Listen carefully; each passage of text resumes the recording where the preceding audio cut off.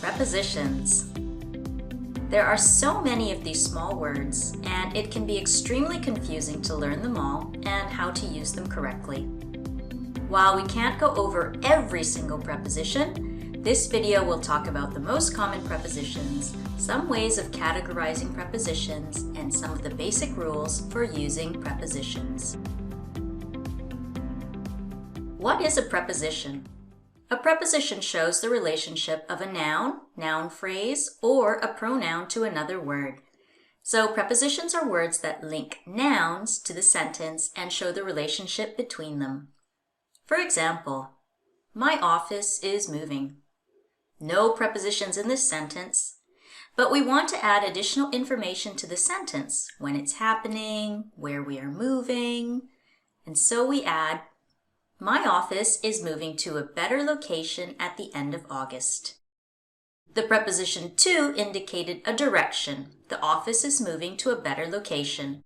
The preposition at indicates something will happen at a point in time, at the end of August. Adding these prepositional phrases, which are usually composed of a preposition, a modifier, and a noun, makes the information more complete. Let's look at a few basic rules of prepositions. Rule number 1, which is the most important rule, is that prepositions are almost always followed by a noun, noun phrase, or pronoun. So the preposition comes before the noun, noun phrase, or pronoun. They are committed to the project. The meeting is in 10 minutes. I left my agenda on my desk. I say almost always because there might be rare occasions when this does not occur, especially in more informal situations. That is something I cannot agree with. But generally, we try our best to avoid ending sentences like this with a preposition. We might change the sentence above to something like, I cannot agree with that. Rule number 2. A prepositional phrase should usually be placed after the word that it is referring to. For example, the package from Amazon arrived in the afternoon. We have two prepositional phrases here, from Amazon, which is referring to the package, and in the afternoon, which is referring to when it arrived, the verb. So it would be strange to say, the package arrived in the afternoon from Amazon.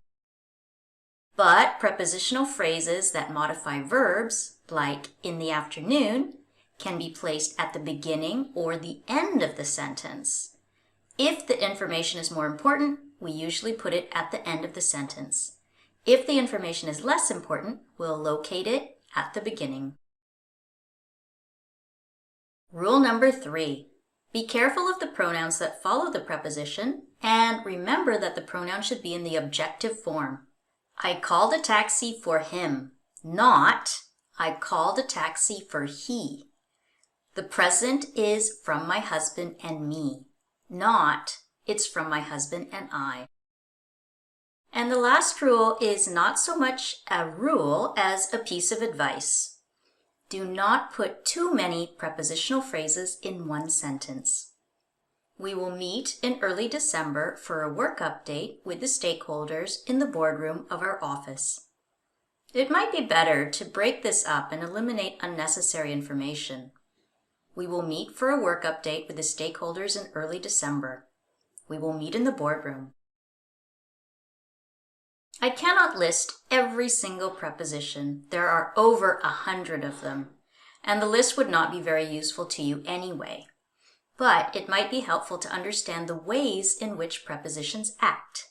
That is, let's look at some basic categories of prepositions: time, place, movement or direction, agent or instrument, origin, and reason or purpose. Keep in mind that these categories and the prepositions within them are flexible. There are no hard and fast rules because there are so many different prepositions out there. Let's start with prepositions of time. You can see from the chart that prepositions of time describe when or how long something occurs. I like to think of the first three, the most common prepositions of time, in this upside-down pyramid. It helps me understand that we use in for longer periods of time, like millennia, centuries, years, seasons, etc. On for shorter periods of time, like days and dates. And finally, at for a very specific time, like we will be there at 3. You can see some other common prepositions of time, and just a note here that it's common for students to confuse for, which is a duration or period, like for a week, 6 months, 3 days, and since, which provides the specific point at which something started.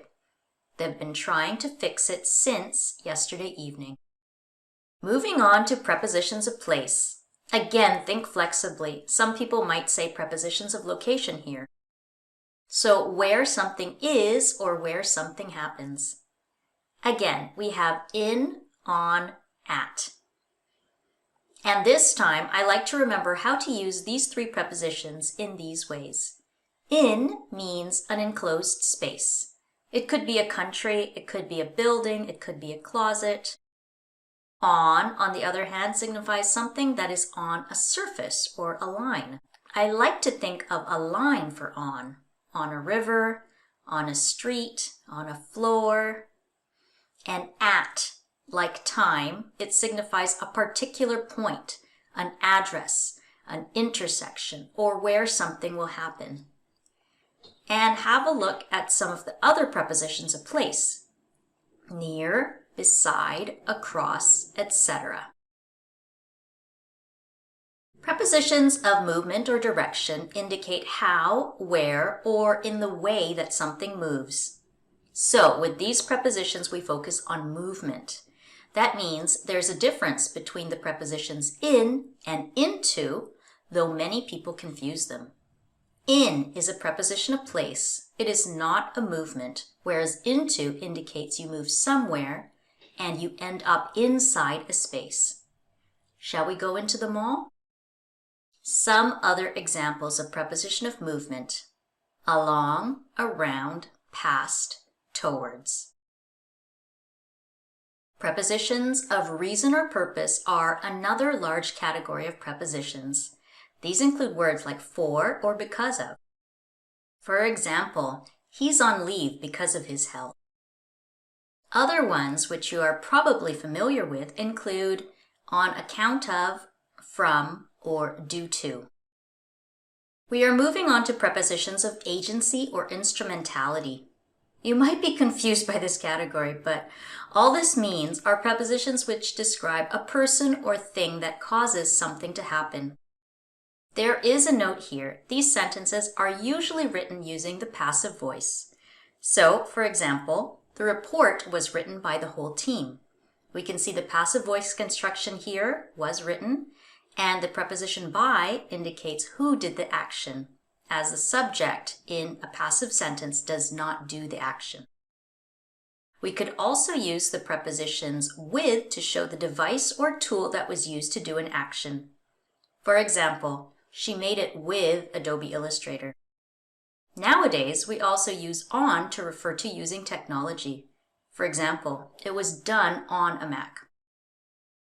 Finally, let's look at a few prepositions of origin which describe where a person or thing has come from. The most obvious preposition here is from, as in Omar is from the UAE. Occasionally, we use of with the words descent or heritage, like I am of Asian heritage. And finally, out of talks of the material that it takes to make something. The table is made out of acacia wood. There's one last point I want to make about prepositions. What also makes them difficult is that we often use them in combination with other parts of speech, like verbs and adjectives, to create word combinations called collocations. If you looked at the vocabulary module, then you've seen the submodule on collocations. Collocations are word combinations of 2 to 4 words that are frequently used together. A lot of collocations involve a preposition. For example, worry about, search for, familiar with, are all common collocations using prepositions. If you have not looked at the submodule on collocations, check out the link below this video. And also prepositions are found in phrasal verbs like hand out, turn off, etc. Unlike collocations, phrasal verbs are verbs and prepositions that when used together create an expression with a new meaning. For example, call off means to cancel and let down means to disappoint. For both of these categories of preposition usage, collocations and phrasal verbs, there are again no hard and fast rules. Rather, we just have to look at the phrase and recognize that this is a collocation or this is a phrasal verb when we are reading or listening, and learn its individual preposition and how it is used. This might seem like a huge task, but by continuously exposing yourself to more expressions and taking notice of them when you do so, you will be able to integrate more and more accurate use of prepositions in collocations and phrasal verbs as time goes on. And that's it. Prepositions really are a challenge, but knowing these broad categories and paying attention to how they are used when listening and reading can really help you improve how you use them. Thanks for listening.